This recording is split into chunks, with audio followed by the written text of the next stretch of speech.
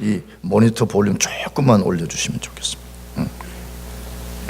우리가 방금 읽은 이 말씀은 지금까지 읽어온 마태복음의 어떤 말씀보다 중요한 말씀이 아닐 수 없습니다. 이 본문의 스토리 구성이 무엇인지를 아는 것이 필요합니다. 예수님이 갈릴리에서 세례 요한이 세례를 주는 요단강까지 일부러 찾아오셨습니다. 그리고 세례를 달라고 요청하셨습니다. 그때 요한이 세례를 줄 수 없다고 거부를 했습니다. 이때 예수님이 요한에게 이와 같이 하여 모든 의를 이루는 것이 합당하니라 라고 말씀을 하셨습니다. 그때 세례 요한이 그 말을 듣고 예수님에게 세례를 베풀었습니다. 그래서 예수님 요단강에서 이제 세례를 받고 그 강에서 이제 올라오실 그때에 놀라운 일들이 벌어졌다라고 되어 있습니다. 첫 번째는 뭐죠? 하늘이 열어졌다 그렇게 되어 있습니다. 두 번째는 성령이 비둘기처럼 예수님 위에 임하셨다라고 되어 있습니다.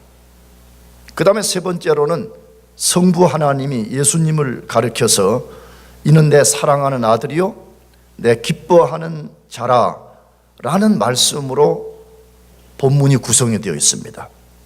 그렇다면 왜 이 사건이 이전의 사건들보다 더 중요한 사건일까 하는 것입니다. 세 가지 이유 때문인데, 첫째는 예수님의 사생의 마지막에 일어난 사건이기 때문에 그렇습니다. 우리가 대충 조금은 알잖아요. 예수님은 약 30년 정도의 개인적 삶을 보내시다가 이 사건 후에 메시아로서 공적인 삶으로 나가시게 되었습니다. 그러므로 이 사건은 사생애를 매듭짓고 공생애의 출발을 암시하는 사건이기 때문에 매우 중요한 사건입니다. 그래서 우리가 다음 주에 다루겠지만 마태복음 4장에 예수님이 마귀에게 시험을 받으신 후에 이제 공식적으로 메시아 사역을 시작하게 되는데, 그 마귀에게 시험을 받은 사건하고 요단강에서 세례를 받은 이 두 사건은 이 메시아로서의 공식적 삶을 준비하는 매우 중요한 사건이 되는 것입니다. 두 번째로는 예수님이 세례 받으시는 그 자리에 삼위일체 하나님, 삼위 하나님이 그 자리에 함께 하셨기 때문입니다. 물론 삼위 하나님은 만물에 편재해 계신다는 개념으로는 안 계신 곳이 없지요. 그러나 성경을 읽어보게 되면 삼위 하나님, 성부, 성자, 성령 하나님이 분명하게 임재를 나타내신 사건은 이 사건이 가장 뛰어난 사건입니다. 그렇기 때문에 이 사건이 얼마나 중요한 사건인가를 우리가 알아차려야 되는 것입니다. 왜? 마태복음 전체를 읽어봐도 삼위 하나님이 이런 방식으로 임했다고 하는 것은 여기밖에 없어요.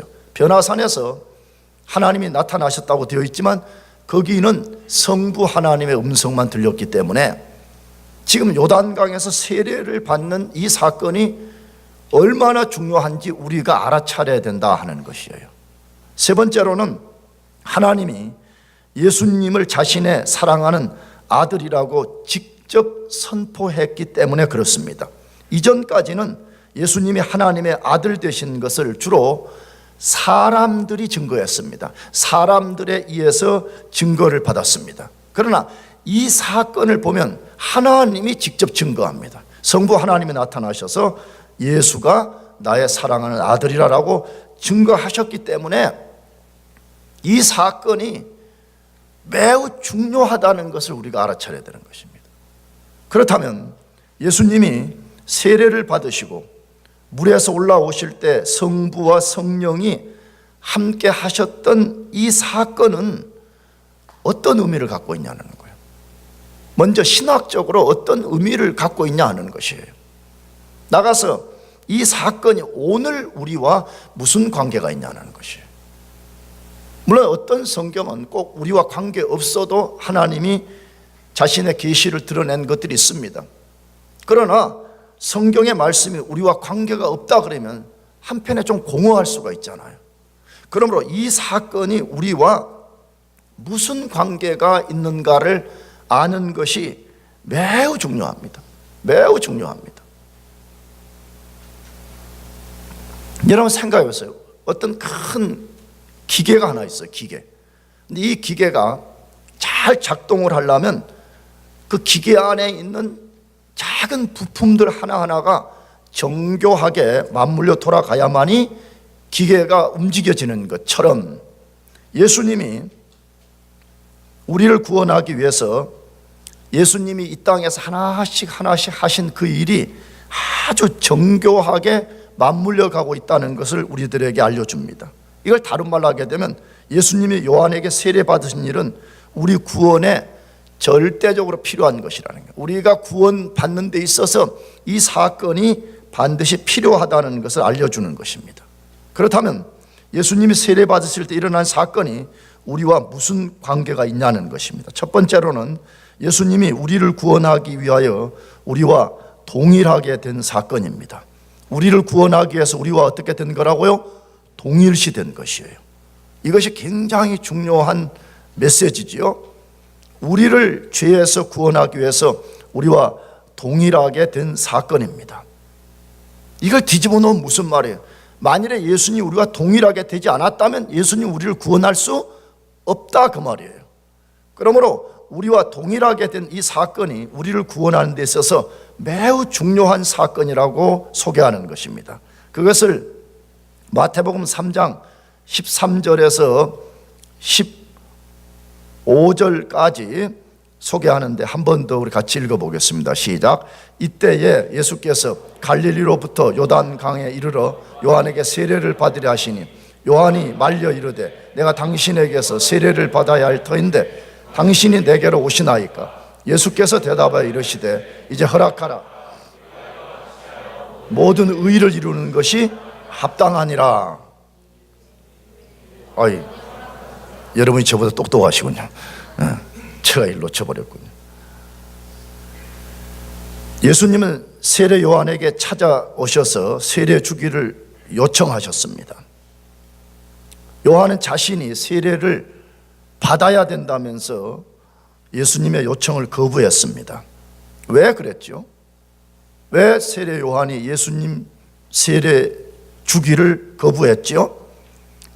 요한이 잘 안 것이에요. 자신이 지금 물로 세례를 베푸는 것은 그것 자체가 무슨 인간을 구원한다는 행위가 아니잖아요. 내가 지난주에도 말씀드렸지만 여러분, 물세례로 사람이 구원받는 거 아닙니다. 물세례는 그 사람이 죄로부터 돌아서서 내가 하나님께로 갔다고 했을 때 그 표로서 주는 거잖아요. 그러므로 이 세례를 받는다는 말 속에는 죄가 전제되어 있는 것인데 예수님이 세례 주시오 그렇게 할 때 못 줍니다 그럴 때는 요한이 뭘 알았다는 거예요? 예수님은 죄가 없는 분이라는 것을 알았다는 거예요. 예수님은 죄로부터 리펜턴스 해야 될 그런 분이 아닌 것을 알았기 때문에 나는 세례를 줄 수 없습니다 그렇게 말했다는 것이에요. 그런데 예수님도 요한의 논리적 이해를 잘 알고 있었습니다. 예수님 자신이 죄가 없다는 것을 분명히 알았습니다. 그럼에도 불구하고 세례를 달라고 했습니다. 왜 그러셨을까요? 왜 예수님이 세례 요한이 주는 이 물 세례를 달라고 했냐 하는 것입니다. 그 대답이 예수님의 말씀 속에 들어있는데 그것이 뭐죠? 예수님이 이렇게 말씀했습니다. 우리가 이와 같이 하여 모든 의를 이루는 것이 합당하니라. 이 말 속에 들어있어요. 왜 예수님이 세례를 받으시려고 했냐 할 때 다시 우리가 이와 같이 하여 모든 의를 이루는 것이 합당하니라 말했습니다. 이 말을 들은 세례 요한이 예수님에게 세례를 베풀었더라 그렇게 되어 있습니다. 자, 그러면 이제 우리가 해결해야 될 것이 이 문제예요. 이게 키워드잖아요. 이와 같이 하여 모든 의를 이루는 것이 합당하니라. 이 말이 무슨 뜻이냐는 것이에요. 뭐 때문에 예수님이 이 말씀을 하시면서 세례를 달라고 했냐 하는 것이에요.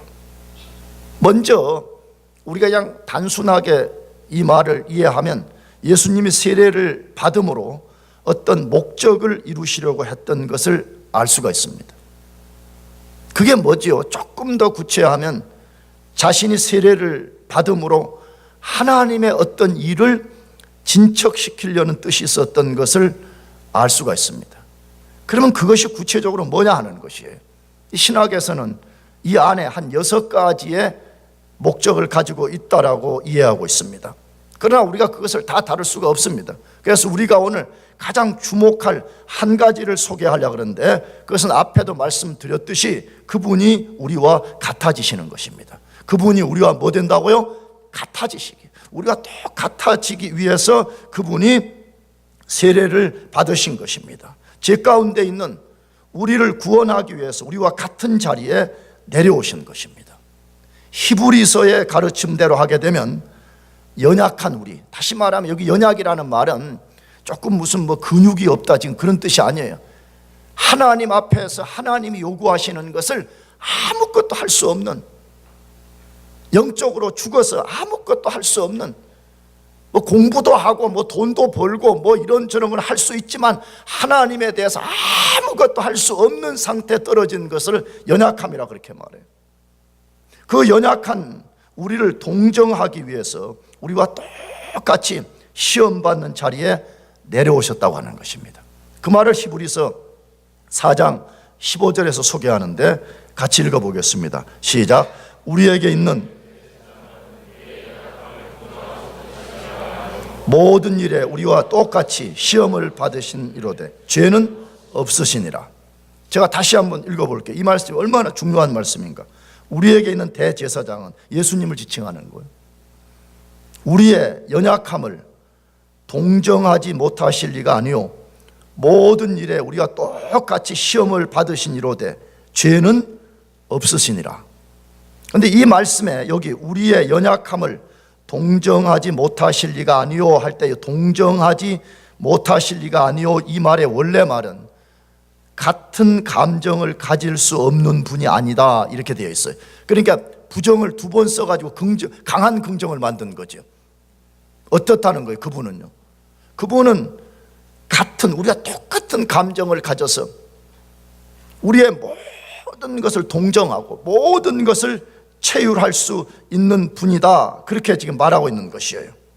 어떻게 해서 그분이 우리의 모든 것을 다 이해하고 우리를 그 상황에서 어떻게 우리를 다 도우실 수가 있다고 말해요. 그 이유가 뭐 때문이라고 그러죠?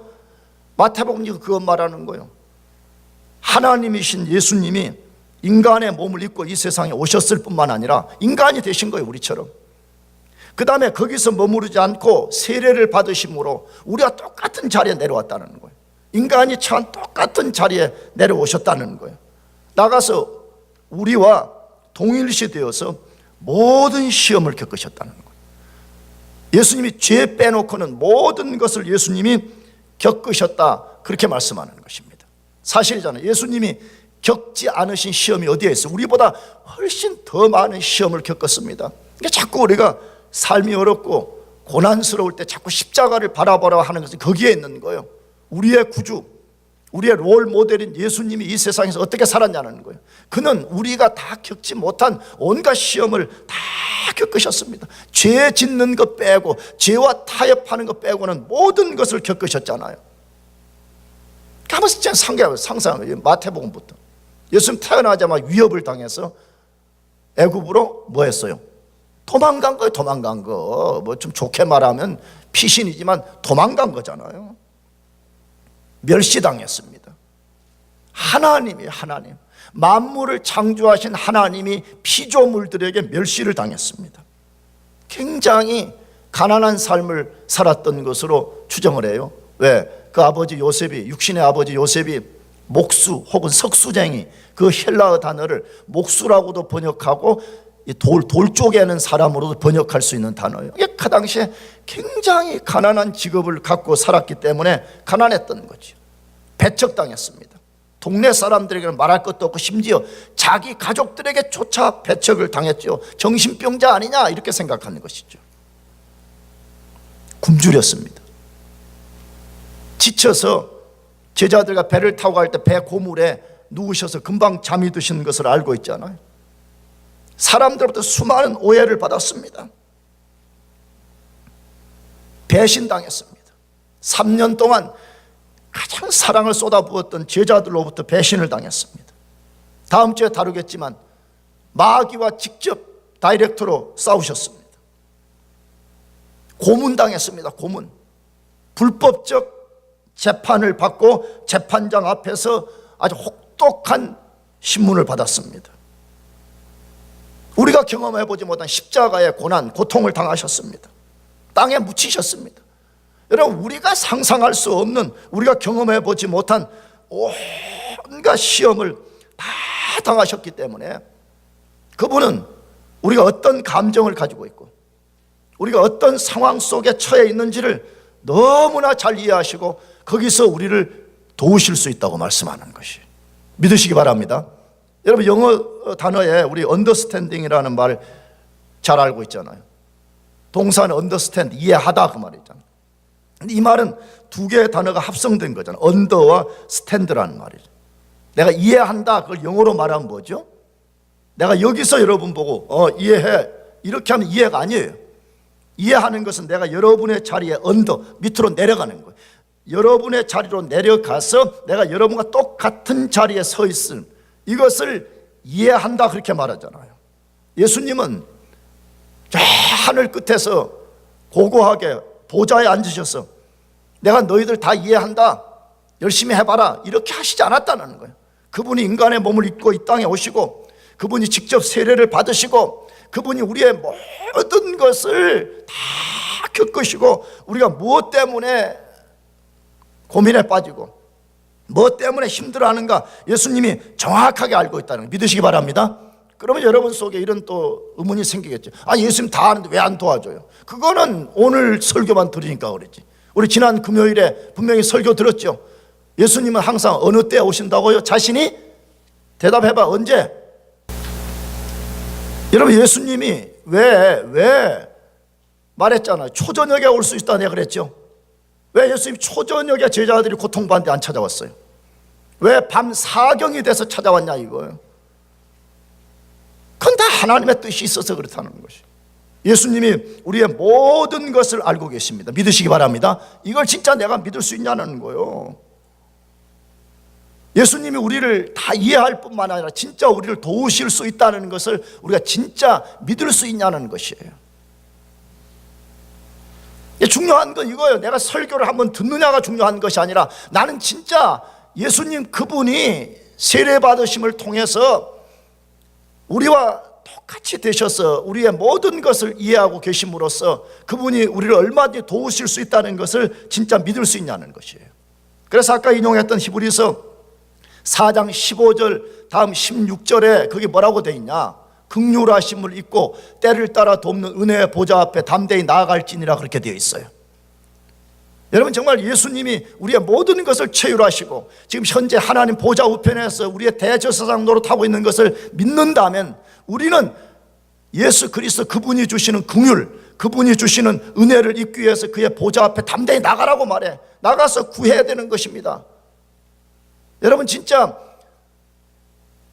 하나님의 은혜가 필요하다면 이 보좌 앞에 나가서 구하기를 축복합니다. 성경에 말하잖아요. 우리가 받지 못하면 얻지 못하면 구하지 않기 때문이라고 말해. 나는 이게 너무 답답한 게 내가 글쎄 여러분 야단치려고 그냥 여러분을 볼 때 좀 답답함이 있어. 답답함이 자꾸 생각으로만 하는 거예요. 생각으로. 마태복음 7장 7절에 말해. 구하고 찾고 두드리라. 야고보서에 너희가 얻지 못하면 뭐하지 않아서? 구하지 않기 때문이라고 그러잖아요. 잘 봐요. 진짜 내가 구하지 않아서 못 받는 것인지 아니면 하나님이 뭔가 다른 뜻이 있어서 지금 내 삶에 다른 의도를 보이시는 것인지 잘 알아차리고, 만일에 구하지 않은 것이라면 다시 긍휼하심을 입고 때를 따라 돕는 은혜의 보좌 앞에 담대히 나아갈지니라고 말씀하잖아요. 예수 그리스도가 지금 십자가의 죽음과 부활을 통해서 우리에게 그 문을 활짝 열어놓고 담대히 거기 나오라고 말하잖아요. 여러분, 제발 삶에 고민, 염려, 두려움이 있다면 그것에 사로잡혀서 끙끙거리지 말고 예수 그리스도의 보좌 앞에 나와서 구하기를 축복합니다. 그걸 구하는 것이 진짜 신앙생활이잖아요. 여러분, 신앙생활은 뭐 오해하지 말아도요, 뭐 우리가 와서 찬양을 뭐 화려하게 부르고 뭐 성가대가 뭐 화려하고, 여러분 그런 게 본질이 아니잖아요. 그런 것을 잘못하면 종교가 돼버리는 거예요. 종교. 본질은 뭐예요? 왕 대신 예수 그리스도의 보좌 앞에 나와서 우리가 그분의 긍휼을 입고, 우리가 그분의 은혜를 입고, 예수가 살아계시고 우리가 구할 때 하나님이 이것을 채우신다는 것을 경험하고 사는 것이, 그게 진짜 생명의 종교인 것이죠. 여러분이 그렇게 되기를 축복합니다. 예수님이 그것 위해서 우리처럼 되셨다고 말씀하잖아요. 두 번째로, 예수님이 우리에게 새 시대를 가져다 주시는 분인 것을 알려주는 사건입니다. 요단강에서 왜 세례받고 왜 그러한 일이 일어났냐 할 때 두 번째로는 예수님이 누구냐는 거예요. 예수님 우리에게 새로운 시대를 가져다 주시는 분이라는 것을 우리 독자들에게 알리고, 그 당시에 모든 사람들에게 이것을 알려주려는 것이다. 지금 그걸 말하는 거잖아요. 마태복음 3장 16절을 같이 읽어보겠습니다. 시작. 예수께서 세례를 받으시고 곧 물에서 올라오실새 하늘이 열리고 하나님의 성령이 비둘기같이 내려 자기 위에 임하심을 보시더니 라고 되어 있습니다. 예수님이 세례 받고 물에서 올라오실 때 어떤 일이 일어난지를 알려주고 있습니다. 이 구절만 근거하면 두 가지 사건이 일어났다고 되어 있죠. 아까 소개한 대로 하늘이 열렸어요. 그 다음에 성령이 비둘기 같이 예수님 위에 내려오셨다, 그렇게 되어 있습니다. 자, 그러면 우리는 이 두 가지를 해석해야 돼요. 우리가 만약 성경을 읽을 때, 이게 하늘이 열렸다는 말은 무슨 말이지? 성령이 비둘기 같이 임했다는 말은 무슨 말인지, 이걸 우리가 이해해야 된다 이 말이에요. 그래야만이 성경이 우리들에게 들려오기 시작한다 이거예요. 하나님 우리에게 무엇을 말씀하려는 것인지 우리가 이해되기 시작한다 하는 말이에요. 하늘이 열렸다는 말은 그럼 무슨 말일까요? 이걸 설명하기 전에 항상 우리는 성경에 어떠한 용어가 있으면 성경적 이해가 필요한 것이에요. 성경의 언어를 세상적 사전을 갖고 해석하면 틀리는 것이 많았어요. 그럼 하늘이 열린다 그러면 딱 우리는 먼저, 성경에서는 하늘이 열린다는 개념은 뭘 말하는 거지? 이걸 우리가 이해해야만이 되는 거예요. 자, 그러면 여러분 속으로 생각해봐. 하늘이 열린다는 이 말은 뭘 말하는 것이냐 하는 것이에요. 이걸 이해하려면 구약 성경을 이해하지 못하고는 이걸 도저히 이해할 수가 없어요. 그래서 자꾸 성경을 공부하라 그러는 거예요. 자꾸 성도들이 구약을 공부해라 그러면, 그거는 뭔 구약 시대 이야기 아니요, 그렇게 하면서 어렵다, 하기 싫어 이렇게 하는데, 그건 굉장히 우리가 실수하는 거예요. 내가 구약반에서도 말했지만 성경을 2층 집으로 비유하면 1층은 구약 성경이에요. 2층은 신약 성경이에요. 그럼 물어봅시다. 1층 없는 2층 집이 있어요, 없어요? 없는 거잖아. 1층이라는 구약 성경을 이해하지 못하고는 2층이라는 신약 성경을 이해할 수가 없는 거잖아요. 그럼 구약 용어를 우리가 잘 이해하는 것만이 성경을 이해하는 굉장히 중요한 원리라는 것이에요. 그러면 구약 성경에서는 하늘이 열린다 하는 이 말이 뭐냐? 그게 두 가지예요. 하나는 하나님이 이 세상 가운데 들어오시는 사건을 일으킬 때마다 하늘이 열렸어요. 또 하나는 하나님이 이 땅에 아주 비상한 계시를 주실 때 일어난 현상, 이때 항상 하늘이 열렸다고 되어 있어요. 그것을 대표하는 두 개의 구절이 있는데, 하나는 이사야서 64장 1절입니다. 원컨대 주는 하늘을 가르고 강림하시고 주의 앞에서 산들로 진동하기를 라고 되어 있습니다. 이것은 이사야의 기도 속에 들어있는 내용인데, 이사야가 뭘 기도했어요? 다시, 원컨대 주는, 하나님은 뭘 가르고? 하늘을 가르고 강림하시고, 하늘을 가리고 강림하시고 이렇게 되어 있어요. 그러니까 다시 말하면 이 패역한 세대를 어떻게 고칠 수 있느냐? 그것은 하나님이 하늘을 가르고 이 땅 가운데 임하실 때만 가능하다, 그걸 지금 말하는 것이죠. 그러므로 하늘이 열린다는 말은 하나님이 이 세상 한복판으로 들어오신다는 것을 말하는 표현입니다. 나가서 에스겔서 1장 1절에 이렇게 되어 있어요. 제 30년 4월 5일에 내가 그발 강가 사로잡힌 자 중에 있더니 하늘이 열리며 하나님의 이상을 내게 보이시니라고 되어 있습니다. 이것은 에스겔이 그발강가에서 하나님의 계시를 받던 상황을 소개하는데 자기가 어떻게 계시를 받았다고 소개해요. 먼저 하나님께서 어떻게 했다고요? 하늘을 여시고 하나님이 거기 나타나셔서 자기의 이상 계시를 보여줬다, 그렇게 되어 있습니다. 그러면 이 하늘은 무슨 하늘이냐는 거예요. 우리 눈에 보이는 스카이를 말하는 거 아닙니다. 헤븐을 말하는 것입니다. 성경 분명히 말합니다. 스카이와 헤븐이 분명히 다르다고 말하는 거죠. 하나님이 예수님의 인격을 통해서 이 세상에 오셨고 성부와 성령이 그 자리에 임하시는 것이기 때문에 지금 하늘이 열어지는 사건이 벌어졌다, 그렇게 말하는 것이. 여러분, 눈에 보이는 세상이 전부가 아님을 믿으시기 바랍니다. 아멘. 눈에 보이는 세상이 전부가 아닙니다. 우리는 스카이밖에 볼 수가 없습니다. 그러나 분명하게 헤븐이 열린다고 하는 이 말씀을 보게 되면 언젠가 진짜 스카이 말고 이 위대한 하나님의 선지자들이 보았던 헤븐이 열리고 거기 하나님이 이 땅 가운데 임하시고 우리가 그 헤븐 속으로 들어가게 되는 것을 보게 될 것입니다. 그렇다면 두 번째로 성령이 비둘기같이 임했다고 하는 이 말은 뭐냐 하는 것이에요. 먼저 성령은 비둘기가 아닌 것 정도는 알고 있죠? 알아요, 몰라요? 여러분, 성령이 여기 있는 비둘기, 날아다니는 비둘기 아닌 것 알고 있죠? 그러면 우리가 성경을 읽다가 최소한 왜 성령이 임한 것을 비둘기 같이 혹은 비둘기가 임한 것처럼 이렇게 표현했냐 하는 것이에요. 그러려면 다시 또 아까도 말했지만 구약 성경을 이해하지 않고는 이 답이 없습니다.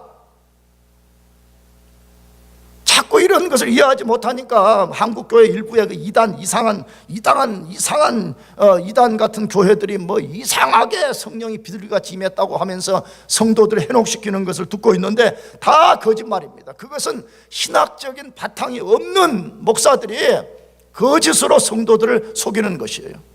그러면 왜 성령님이 삼위일체 삼위 되신 성령이 분명히 비둘기가 아닌데 왜 비둘기가 내려오는 것처럼 표현을 했냐는 것이, 그거는 먼저 가시적인 것으로 보여주는 것이죠. 성령이 여기에 임하셨다고 하는 것을 보여주는 거죠. 그럼 왜 하필이면 비둘기로 했냐 하는 것이요. 무슨 독수리로 해도 되고 뭐 다른 무슨 뭐 참새를 해도 되고 뭐 다른 무슨 뭐 다른 걸로 해도 되는데 왜 이것을 비둘기로 했냐 하는 것이에요. 그걸 이해하려면 구약 성경에서 비둘기의 역할을 이해해야 되는, 구약 성경의 비둘기는 도대체 어떤 것으로 묘사되었냐 하는 것이에요. 성경에 비둘기 이야기 어디서 나와요? 노아의 홍수 심판 때 나오잖아요. 노아 때에 하나님이 죄로 타락한 모든 세상을 물로 심판하셨습니다. 하나님이 물로써 모든 것을 심판하시고 노아와 그 가족을 제외하고 모든 것을 물속에 수장시켰습니다. 다 모든 것을 수장시켜버렸습니다. 이런 것도 믿지 말아요. 국지적 홍수 뭐 어디 일부분에만 났을 것이다, 다 거짓말입니다. 하나님이 모든 세상을 물로 다 수장시켜버렸습니다. 내가 구약반에서도 말했지만 여러분이 만일에 방주에 타 있었다고 생각해 보세요. 밖이 보이지 않으니까 뭐 방주 안에서만 뭐 작은 불 하나 켜놓고 거기서 깜깜하게 지냈겠죠. 근데 이제 1년이 다 돼서 방주가 아라랏산에 머물고 문을 열어서 노아가 목을 빼고 집 세상이 어떻게 됐나 하고 봤더니 세상에 온통 시체들, 동물 시체, 사람 시체, 얼마나 두려웠겠어요. 그때에 노아가 그 어마어마한 물이 세상을 덮어버린 거기에 물이 물러가고 어떻게 새로운 시대, 다시 말하면 물이 물러가고 어떻게 새 땅이 오는, 새 시대가 오는가를 아는 방법이 뭐였어요? 비둘기를 내보냈다고 그래 돼 있죠. 그래 비둘기를 내보냈더니 비둘기가 감람잎 하나를 물고 들어왔을 때 노아가 깨달은 거죠. 이제 옛 시대를 심판한 물이 물러가고 새로운 시대가 왔구나 하는 것을 알게 되어서 그가 문을 열고 나오게 되었더라, 그렇게 된 거 아니에요. 이처럼 성령이 예수님 위에 비둘기처럼 임하신 것은 예수님이 죄로 타락한 이 세상 속에 새 시대를 가져오신 분이라는 것을 지금 알리는 행위예요. 예수님 이분이 이 세상에 새 시대를 가져오신 분이다, 이것을 선포하는 행위가 지금 예수님이 세례받고 올라오실 때 성령이 비둘기처럼 임하셨더라, 그렇게 되어 있습니다. 사실입니다.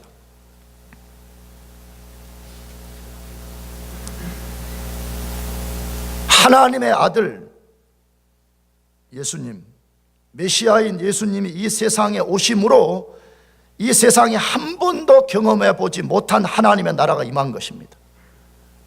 인간들이 꿈도 꿀 수 없었던 새 시대가 세상 한복판에 들어온 것입니다. 여러분, 이걸 믿으십니까?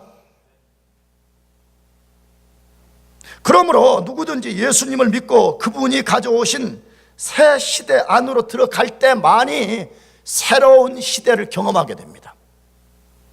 절대로 그 시대 안으로 들어가지 못한 사람은 예수님이 누구인가도 알 수도 없고 예수님이 가져오신 새 시대가 어떤 시대인지 전혀 이해하지 못합니다. 성경을 잘 보세요. 요한복음만 해도 니고데모라는 사람이 나오잖아요. 니고데모는 요즘 시대로 해도요, 그냥 보통 사람이 아니에요. 훨씬 엑셀런트하고 아웃스탠딩한 사람이었어요. 그는 종교의 대표적 지도자요, 굉장한 부자요, 굉장한 지식을 가진 사람이었습니다. 그런데 그가 예수님이 누구인지를 전혀 이해하지 못하니까 자꾸 딴소리하는 거예요. 뭐라고? 예수님은 너는 물과 성령으로 거듭나라, 쉽게 말해 영적인 것을 이야기하는데 자꾸 내가 엄마 뱃속에 들어갔다 나와야 돼요? 자꾸 육신적으로만 자꾸 이해한다는 거예요. 여러분, 이게 뭘 말하는 것이에요?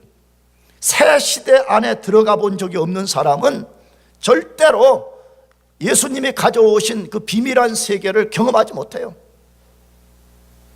내가 언젠가 금요 예배 때도 말했고 주일 예배 때도 말했잖아요.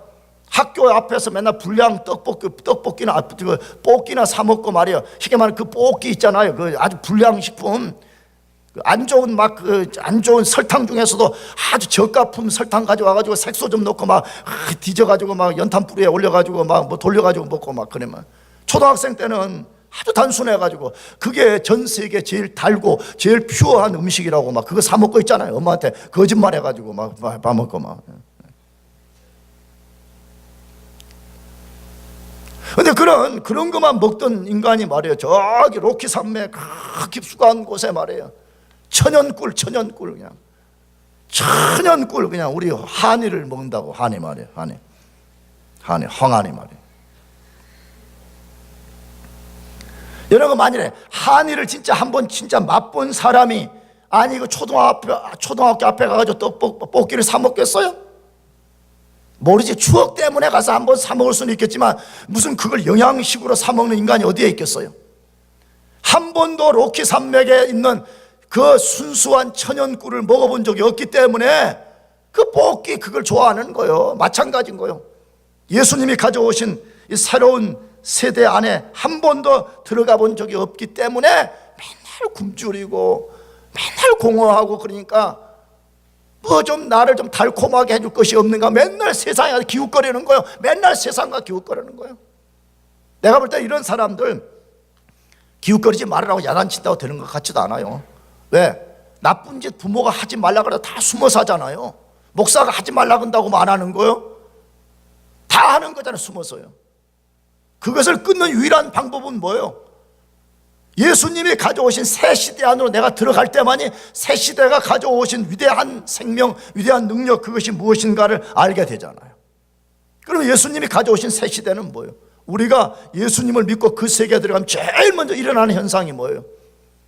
우리가 의롭게 되어서 옛 죄를 다 용서받고 예수님 때문에 우리가 하나님의 아들로 입양이 돼, 하나님의 자녀로 입양이 되어서 우리가 그때부터 하나님의 자녀가 되는 것입니다. 믿습니까?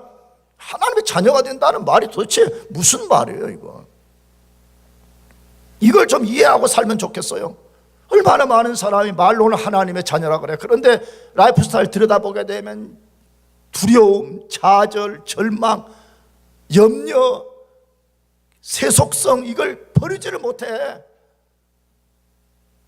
요한복음 1장 12절에 뭐라 그랬어요? 영접하는 자, 곧 그 이름을 믿는 자들에게는 하나님의 자녀가 되는 뭘 줬다고요? 권세를 줬다고 그랬잖아요. 권세, 오소리티와 파워를 줬다고 말하잖아요. 내가 성경 공부 때 자주 말하잖아요. 트럼프 대통령이 왜 그렇게 힘 있는 사람이에요? 도덕적으로나 윤리적으로 굉장히 안 좋던데, 내가 보니까. 어디 가서 CIA나 FBI 말하지 말아요, 알겠어요? 그럼 내가 볼 때는 트럼프 진짜 굉장히 그래, 하여튼 잡혀가면 안 되니까. 근데 어떻게 그 사람이 그렇게 막강한 오소리티와 파워를 갖고 있는 거예요? 그 사람이 명령을 내리면 그냥 핵무기도 슈팅할 수 있잖아요. 그냥 그 사람이 그냥 서명만 하면 그냥 중국이 벌벌 떨고 난리잖아요. 그냥. 왜 그러는 거예요? 여러분, 그 사람 자체에서 무슨 능력이 있어서 그런 거 아니잖아요. 그러니까 미국이라는 이 나라가 그 사람에게 이 오소리티와 파워를 준 거잖아요. 당신은 우리의 대표자가 되어서 미국이 갖고 있는 모든 오소리티와 파워를 당신이 정당하게 쓰시오 하고 준 거잖아요. 그러니까 그 사람이 명령만 내리면 놀라운 일이 벌어지는 거잖아요. 우리는 매우 연약한 인생입니다. 그러나 우리가 예수를 믿고 새 시대 안에 들어가게 될 때 우리가 하나님의 자녀가 되는 오소리티와 파워를 갖게 되기 때문에 우리는 약하지만 하나님의 권세와 능력 때문에 우리가 강한 사람으로 살 수가 있는 거예요. 하나님의 자녀가 되었다는 말은 무슨 말이에요? 하나님의 식탁에 앉아서 우리가 하나님과 함께 더불어 먹는 삶을 산다는 말이잖아요. 여러분, 정말 이걸 알고 있냐는 거예요. 진짜 이것을 경험하고 있냐는 거예요. 나가서 우리가 새 시대 안으로 들어가게 되면 어떻게 되는 것이에요? 영생의 삶을 여기서부터 누리게 된다고 내가 금요 예배 때도 말씀드렸잖아요. 요한복음 5장 24절에 내 말을 듣고 나 보내신 이를 믿는 자는 뭘 얻었고? 영생을 얻었고. 우리 성경은 얻었고라고 되어 있지만 현재형 얻고라고 해야 된다 그랬죠. 근데 영생이라는 말이 뭐예요? 이 피조 세계에는 영생이 없어요. 이터널 라이프라는 게 없지 않아요. 사람도 죽고 동물도 죽고 식물도 죽고 다 땅도 죽고 물도 죽고 다 죽는데 이터널 라이프가 어디에 있어요? 이 세상에는요. 여러분, 이터널 라이프는 하나님께만 있습니다. 하나님이 영생입니다. 믿습니까? 그럼 무슨 말이에요? 우리가 여기서 예수님을 믿으면 영생을 여기서부터 갖는다는 거예요. 그 말은 무슨 말이죠? 하나님이 성령을 통해서 우리 속에 들어오셔서 우리가 여기서부터 하나님적 삶을 살게 된다는 거예요. 다시 말하면 연약한 우리 자신의 유한한 자원을 의지하지 않고 무한하신 하나님의 능력, 하나님의 자원, 그것을 의지해서 살 수 있는 삶, 그걸 신학에서는 하나님적 삶이라 그렇게 말해요. 오는 세대의 삶이라 그렇게 말해. 앞으로 완전한 천국에 가서 누릴 삶을 여기서부터 맛보고 살게 된다는 거예요. 예수님이 우리에게 그 세대가 주는 복을 주시기 위해서 예수님이 그 일을 하셨다고 그렇게 말씀하고 있잖아요. 제발 나도 여러분도 껍데기 종교에 속지 말고 새 시대 안에 들어가서 하나님이 주신 영생, 하나님적 삶을 살기를 축복합니다. 그걸 누리고 살아야지. 나가서 우리가 새 시대에 들어가면 어떻게 된다 그래요? 죄와 마귀의 지배받던 삶에서 완전히 벗어나서 새로운 피조물이 된다고 말해. 뉴 크리에이션. 고린도후서 5장 17절에 말씀하죠. 같이 읽어보겠습니다. 시작. 그런즉 누구든지 그리스도 안에 있으면 새로운 피조물이라. 이전 것은 지나갔으니 보라 새 것이 되었도다. 믿으시기 바랍니다. 아멘. 말씀하잖아요. 뭐라고? 그런즉 누구든지 그리스도 안에 있으면, 그 말이죠. 예수님 믿고 예수님이 가져오신 새 시대 안에 들어간 사람은 새로운 피조물이라. 이전 것은 지나갔으니 보라 새 것이 되었도다라고 말하잖아요. 여러분, 정말 이걸 믿습니까? 정말 이걸 믿어요? 나는 만약 여러분이 진짜 이것을 믿는다면 우리가 단번에 완전할 수는 없지만 우리 과거의 상처, 과거의 쓴뿌리, 과거의 어두운 것들을 딱 털고 일어날 수가 있습니다. 물론 상담학과 심리학에서 말하는 걸 제가 다 반대하는 것은 아니지만 하나님에게 능치 못하심이 없습니다. 얼마나 많은 그리스도인들이 과거의 상처, 과거의 어둠, 과거의 환경의 피해 여기에 얼마나 절절 매는지 몰라요. 성경은 뭐라고 말해요? 누구든지 그리스도 안에 있으면 새로운 피조물이라고 말합니다. 난 여러분에게 말할 수 있어요.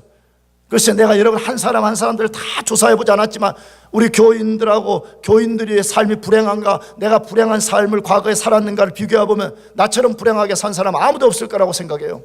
나처럼 불행하다 하면 일단은 여러분 유학을 올 수가 없어요. 왜냐하면 돈이 없기 때문에 여러분이 유학을 올 수가 없어요. 여러분 유학을 왔다는 것은 일단 나보다 훨씬 좋은 환경, 훨씬 좋은 백그라운드를 갖고 있었다는 것이.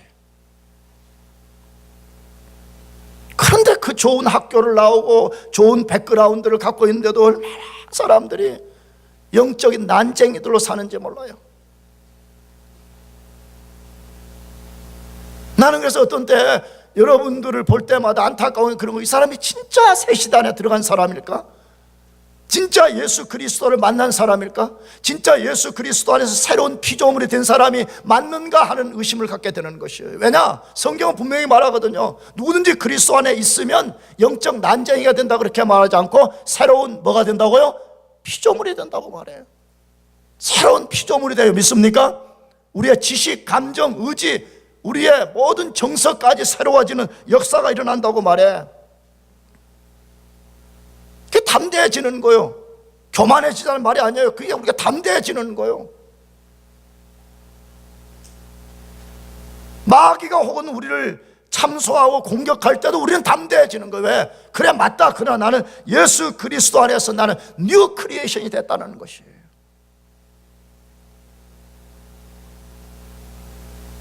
이 가운데 단 한 사람도 옛 시대 안에 방황하지 말고 모두가 예수님이 가져오신 새 시대 안으로 들어가시기를 축복합니다. 마지막 세 번째로, 예수님은 우리가 진정으로 의지할 구주이신 것을 알리는 사건입니다. 우리가 진짜 의지하고 소망으로 삼고 살아야 될 구주이신 것을 알리는 사건입니다. 마태복음 3장 17절 말씀을 마지막으로 읽어보겠습니다. 시작.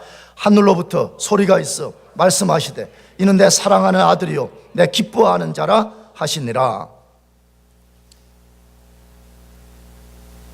예수님 당시의 유대인들과 오늘 예수님을 불신하는 사람들의 가장 큰 문제점이 있습니다. 무엇일까요? 예수님을 하나님의 아들로 인정하지 않는 거예요. 예수님을 메시아로 인정하지 않는 거예요. 예수님을 우리의 구원자로 인정하지 않는 거예요. 예수님을 우리의 왕으로 인정하지 않는 거예요. 온갖 변명과 거짓 이론을 제시하고 심지어 증거를 요구하면서 예수님이 인류를 구원하러 온 하나님이신 것을 받아들이지 않고 있습니다. 반복해서 말씀드리지만 증거가 없어 그런 것이 아닙니다. 지난주에도 말씀드렸지만 예수가 하나님이란 증거는 차고 넘칩니다. 문제는 뭐예요? 그런 사람들은 한 번도 편견 없이, 다시 말하면 자기가 지금까지 가져왔던 모든 편견을 좀 내려놓는, 편견 없이 겸손하고 진지하게 성경을 읽어본 적이 없기 때문에 그러는 것이. 난 자주 말씀드렸잖아요. 나는 무슨 목사가 되기로 결단하는 게 무슨 환상을 본 것도 아니고요. 하나님이 나한테 야 장부하나 너 지금부터 목사가 되라 그런 음성을 듣고 저는 목사가 된 것도 아닙니다. 뭐 다른 사람 어떻게 되나 모르겠어요. 나는 그런 걸 본 적도 없고 들은 적도 없었습니다. 나는 예수를 믿고 교회를 다니는데 정말 성경이 너무 알고 싶은 거예요. 왜? 그 당시에는 성경 공부라는 것이 교회에 거의 없었어요. 지금부터 뭐 근 40년 전에 말이에요. 그 목사님이 전해주는 설교 그거 듣는 게 전부였어요. 근데 성경을 너무 알고 싶은 거예요. 그래서 저는 신학교도 무슨 목사 되려고 간 것이 아니었고 신학교 가면 성경을 배운다더라 그래서 저는 그래서 신학교를 간 것입니다. 그래서 그때부터 이제 성경을 읽기 시작했어요.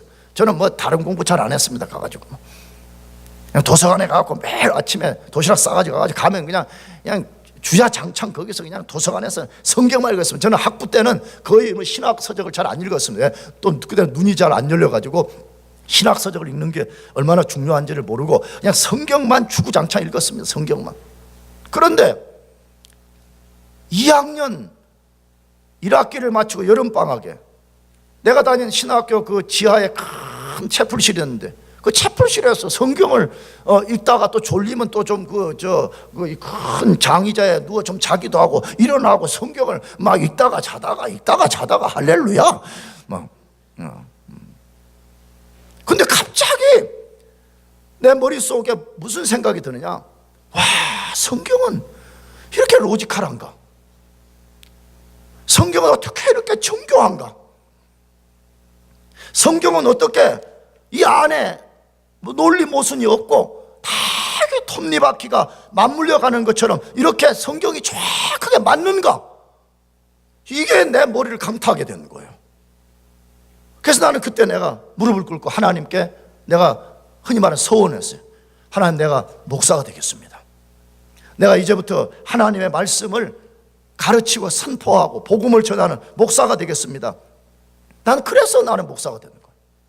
다시 나는 무슨 환상을 본 것도 아니에요. 무슨 음성을 들은 것도 아니에요.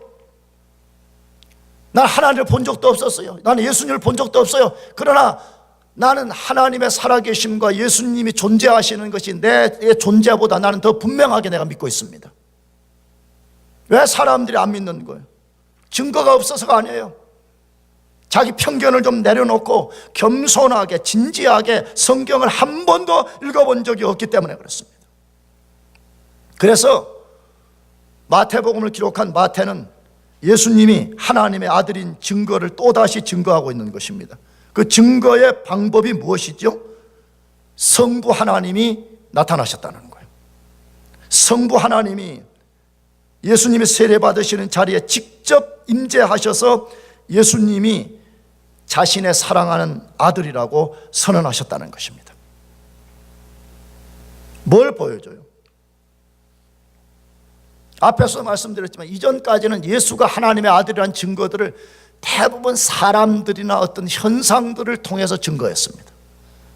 그러나 이 본문에 도달하게 되면 하나님이 직접 예수가 하나님의 아들이라는 것을 선언하셨다, 그렇게 되어 있습니다. 사람들이 예수님을 믿지 않는 것이 증거가 없는 것이 아닙니다. 그분을 자신의 왕으로 받아들이고 싶지 않은 죄악성과 반역성 때문에 그렇습니다. 그러므로 우리 주변 사람들을 예수님 믿게 하려면 그들 안에 있는 하나님에 대한 이 두 가지 성향이 없어져야 돼요. 죄악성과 뭐라고요? 저항성, 반역성입니다. 여러분, 이것이 사라지기 전에는 절대로 사람들은 하나님께로 올 수가 없어요. 그래서 잘 들어야 돼요.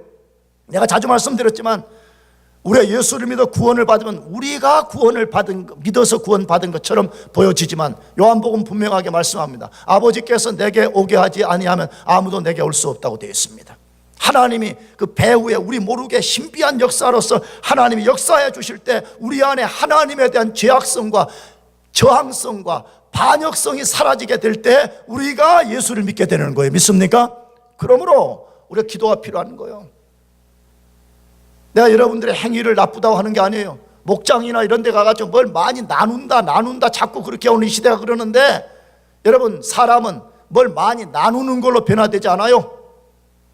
하나님의 역사로 변화돼요. 믿습니까? 하나님이 그 사람 배후에서 역사에서 하나님에 대한 죄악성, 하나님에 대한 반항성, 하나님에 대한 저항성, 이것을 사라지게 만들 때에 인간이 예수 그리스도를 믿게 되는 것이에요.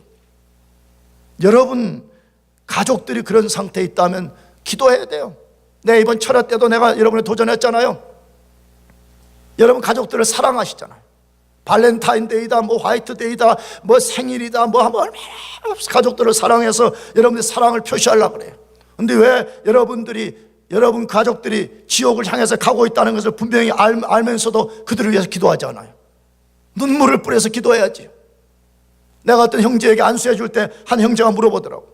자기 가족들이 예수를 안 믿는데, 그래서 야, 너 가정에 아브라함이 되라. 나도 예전에 우리 가정에 아무도 예수를 안 믿는데 내가 처음으로 예수를 믿다는 게, 그 형제가 나한테 그럼 목사님 그 가족들이 다 믿어요 그러더라고. 내가 그래서 그 형제한테 다 믿는다 그랬어. 물론 나이롱도 있어요. 날라리. 내가 그래서 지금도 기도해. 날라리 형제. 이것도 우리 형제가 볼 일은 없지만 물론 그 날라리 형제가 있어. 이 교회 좀 갔다가 마음에 안 들면 또 저 교회로 옮기고, 저 교회 좀 갔다가 마음에 안 저 교회로 옮겨. 그래서 내가 물어봐, 왜 교회를 자꾸 옮기냐 그러면 목사님이 마음에 안 든대. 아니 딴 교회가 마음에 들겠어요? 그 속에 하나님에 대한 반역성과 저항성이 사라지지 않아서 그래. 나는 그래서 그 형제를 놓고 매일 기도해요. 하나님 진짜 그 영혼이 본어게인 되어서 예수 그리스도를 진짜 믿고 새 시대 안에 들어가게 해주십시오. 여러분 가족들을 위해서 기도하기를 축복합니다. 기도를 해요.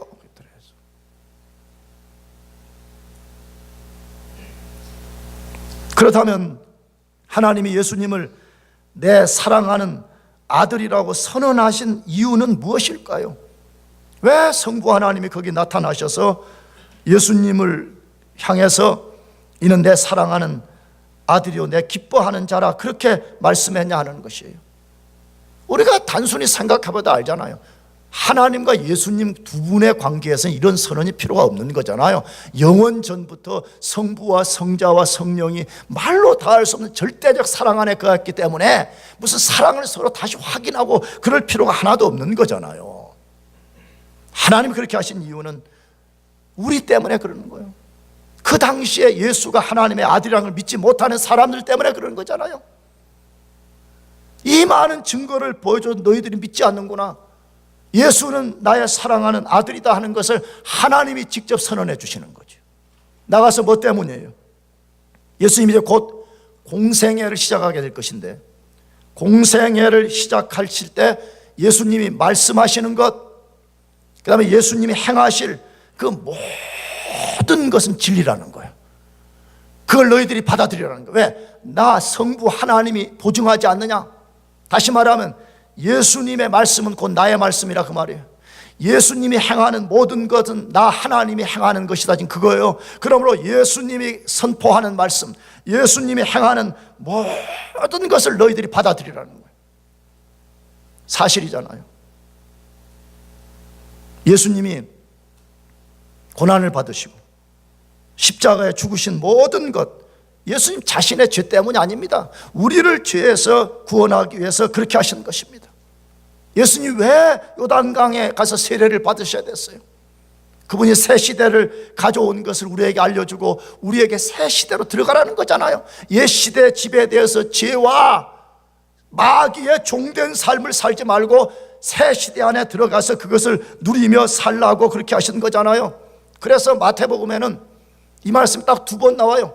한 번은 예수님이 변화산에서 변모하시는 그때에 성부 하나님이 다시 나타나셔서 이 말씀 하셨다고 되어 있죠. 그것이 마태복음 17장 5절인데 같이 읽어보겠습니다. 시작.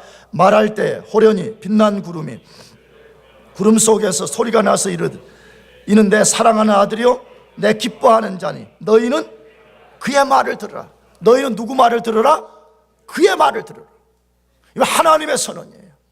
다시 말해 우리가 죽음에서 생명을 얻는 것, 옛 시대에 지배받는 삶에서 새 시대에 들어가는 방법, 지옥 가야 될 마땅한 존재가 천국 가는 유일한 길은 예수 그분의 말씀을 들으실 때만 가능하다고 말해요.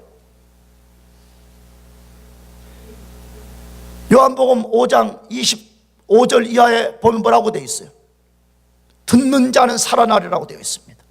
듣는 자는 뭐 한다고요?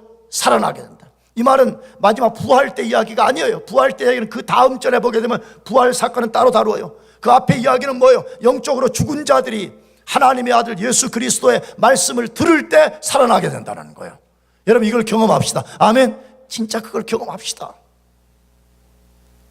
껍데기 종교, 아무 우리 삶에 영향을 줄 수 없는 껍데기 종교인이 아니라 예수 그리스도 그분의 말씀을 우리가 들으라고 말하잖아요. 우리가 들으면 살게 된다고 말하잖아요. 사실입니다. 들으면 살게 됩니다. 안 들으니까 그러는 거예요.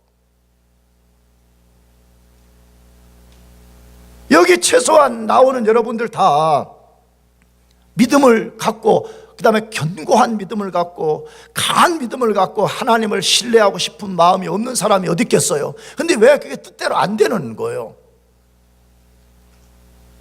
믿음이 없어 그러는 거예요. 근데 로마서 10장 17절에 믿음은 어떻게 생긴대요? 다시 믿음은 들음에서 나며 들음은 무슨 말씀? 그리스도의 말씀이라 이렇게 돼 있잖아요. 여러분 정말 마음을 다해서 주의 말씀을 들으시기 바랍니다. 그러면 말씀이 능력이요 성령이 그 말씀을 사용해서 우리를 살려나게 돼요. 우리 영을 살리게 돼요. 그러면 믿지 말라 그래도 믿게 되는 거예요. 보세요. 북한의 사람들 말이에요. 예수 믿는다고 그러니까 온갖 핍박을 하는데도 예수를 믿잖아요. 중국에 지하교회 성도들이 예수 믿으면 모든 걸 몰수당하는 상황에도 왜 그들이 믿는 거예요? 예수 그리스도의 말씀을 들으니까 자기 영이 살아나는 걸 알게 되는 거예요. 그러니까 이 살아난 영을 갖고 하나님이 살아계시고 하나님이 시주석보다 크고 김정은보다 크고 트럼프보다 크다는 걸 알게 되기 때문에 믿게 되는 거예요. 사랑하는 교회 여러분, 우리가 진짜 의지할 것은 세상도 아니고 우리 자신도 아닙니다. 예수 그리스도 그분입니다. 믿습니까? 제발 그걸 알았으면 좋겠어요. 그것 때문에 지금 예수님이 세례를 받으셨고 세례받는 그 상황에 성부와 성령이 함께 임하셔서 놀라운 일들을 나타내 주시는 것이에요. 정말 우리가 예수님이 가져오신 이 놀라운 은혜들을 누리기 위해서 여러분이 진짜 예수님을 구주로 믿고 예수님이 가져오신 새 시대 안으로 들어가기를 축복합니다. 기도하겠습니다.